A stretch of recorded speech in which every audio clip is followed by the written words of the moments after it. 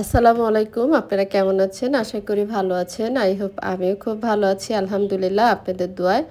তো নতুন দিনে নতুন আরেকটা ডেইলি ব্লগ নিয়ে চলে আসছি। যে যেখান থেকে আমার এই ছোট্ট ব্লগটা দেখছেন অবশ্যই একটা লাইক বা কমেন্ট দিয়ে আমার ভিডিওটা দেখা শুরু করবেন। কোনো না কোনো অংশ আপনাদের ভালো লাগবে আর আমাকে কমেন্ট করে রাখবেন, তাহলে আমি যাইয়া আপনাদের চ্যানেলে যেয়ে দেখে আসতে পারবো। এখন থেকে নতুন নিয়ম করছি যে আপুরা আমার ভিডিও রেগুলার দেখে, আমি সেই আপুদের ভিডিওগুলাই দেখার চেষ্টা করব। যারা দেখে না শুধু শুধু তাদের আইডিতে যে দেখার তো কোনো প্রশ্নই আসে না। তো সরি, আমার কথাতে হয়তো বা আপনাদের খারাপ লাগতে পারে। যাদের ভালো লাগবে তারাই কিন্তু আমার ভিডিওটা দেখবেন, আর যাদের ভালো লাগবে না অবশ্যই ইগনোর করতে পারেন, সমস্যা নাই। এই তো আজকে বাজার থেকে কি কি আনা হলো সেটা আপনাদের সাথে শেয়ার করি। কোনো কাঁচা সবজি না, বাজার বুজার কিছুই না।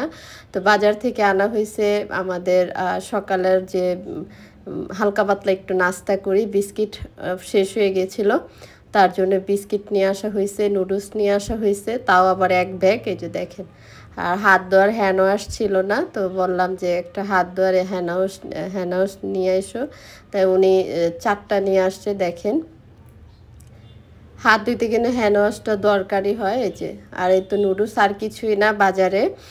আজকের বাজার কিন্তু এটাই ছিল, আর কিছুই না। আর এই তো কন্ডেন্স মিল্ক নিয়ে আসছে, আমার আম্মা কিন্তু কন্ডেন্স মিল্ক দিয়ে চা খায়, এই জন্য। এই তো বাজারটা আপনাদেরকে দেখিয়ে দিলাম। সকাল সকাল উঠে গিয়েছিলাম। আর আপনাদের সাথে আরেকটা কথা শেয়ার করি। এই যে দেখেন, আমার বাসার সামনের ভিউটা কিন্তু অনেক সুন্দর। অনেক আপুরা বলেছেন যে বাসার সামনের ভিউটা অনেক সুন্দর, কিন্তু একটা কথা বলি, এই যে পুরা মাঠটা না, এই যে এই আঙ্কেল না মানে দায়িত্ব নিয়েছে, এই গাছগাছালি যত গাছগাছালি আছে উনি পরিষ্কার করে দিবে। আর এখানে কিন্তু সাইনবোর্ড লাগানো আছে যে জায়গাটা ভাড়া দেওয়া হবে, এই জন্য পরিষ্কার করতেছিল। আর জায়গাটা কিন্তু অসম্ভব সুন্দর, খারাপ লাগতেছে না, আমার কাছে কিন্তু ভালো লাগতেছে। আর ওই যে ওই জায়গাটা দেখেন, দেখেন এখানে শাক সবজি লাগায়, এটা কিন্তু আরও ভালো লাগে আমার কাছে। আর এত সুন্দর কর মতো না। তো আপনাদেরকে দেখাতে পারলে আমার কাছে অনেকটাই ভালো লাগে। দেখেন, একটু দেখিয়ে দিলাম। আর এই জায়গাটা কি পরিষ্কার করা কি মুখের কথা? দেখেন পুরো মাঠটাই সে পরিষ্কার করে নেবে। আর ওই তো দেখলেন সাইনবোর্ড লাগানো, ওইটা কিন্তু লেখা আছে যে জায়গা ভাড়া দেওয়া হবে, এই আর কি। তো যাই হোক, আপনাদেরকে দেখিয়ে দিলাম। আর এদিক দিয়ে ছোটো বোন গরম পানি বসিয়ে দিয়েছে, একটু নুডলস রান্না করবে। তো আমি বললাম আচ্ছা ঠিক আছে। আর উনি কী করলো, আমার কাপড় কাটা কেচি নিয়ে আসছে নুডলসের কাটার জন্য। তো আমি বললাম রান্নাঘরে তো কেচি আছে, তো বললো কি এটাতে ধার নাই। তো আমি বললাম এটা কেন? পরে বলতেছে একটা দিয়ে কাটলেই হয়। তো যাই হোক, আপনাদেরকে দেখালাম। ইদারিং না মন মানসিকতা একদম উঠে গেছে, রেগুলার এখন নিয়মিত ব্লগগুলো দেওয়া মানে এখন আর ইচ্ছা করে না, সব সময় তো দিয়েছি। তো যাই হোক, দেখেন নুডলস রান্না করতেছে সকালের জন্য, আমরা নাস্তা করব আমি আর ও। দেখেন, আর মা কিন্তু ডিম খায় না, এই জন্য মার জন্য আলাদা করে আমরা নুডলসটা রান্না করে রেখে দেই, তারপরে আমরা খাওয়ার ট্রাই করি। এই যে দেখেন, ডিম দিলে খাবে না। এই যে আমরা 2 বোন নুডলস খাবো, তার জন্য বসে নিয়েছি যে নুডলস খাবো। দেখেন, একটু সাজিয়ে নিয়েছি দুইজনে বসে যেতে খেতে পারি।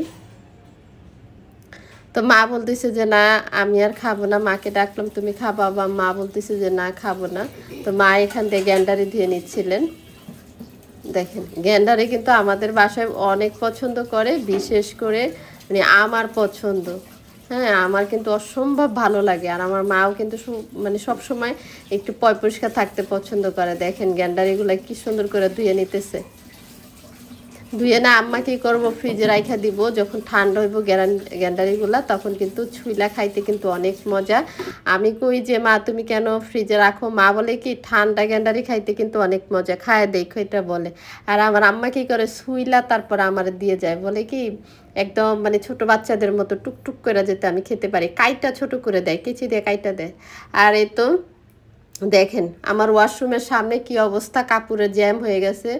আমি কাপড় খুলে খুলে ঝুড়িতে গোসল করার সময় রেখে দিই, 2-3 দিনের কাপড় জমলে তারপরে কি করে আমি ওয়াশিং মেশিনে দিয়ে দিই। আমার তো রেগুলার কাপড় ধোয়া একদম অসম্ভব, আরও আগেও বলেছি এখনও বলতেছিলাম।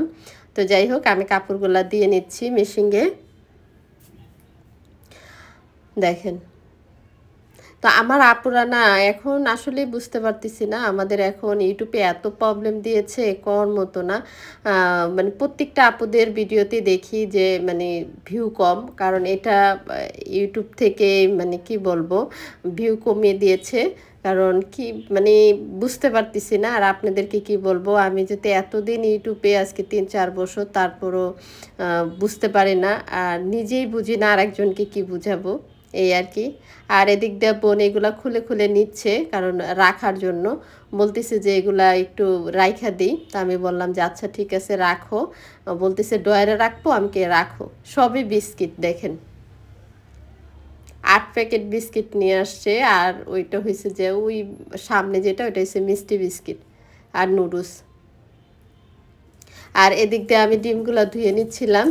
ডিম আস্তে আস্তে একদম ভাঙে গেছে, একটা মনে ফাইটে গেছে, এই যে মানে কালো ওইটা তো একদম ভরে গেছে গা। তো ভাবলাম যে না একটু পরিষ্কার করে নিই, ধুয়ে নিই, না হলে কেমন দেখা যায় আপনারা তো জানেনই। ধুয়ে নিলে একটু ভালো। তা আমি ধুয়ে নিচ্ছিলাম,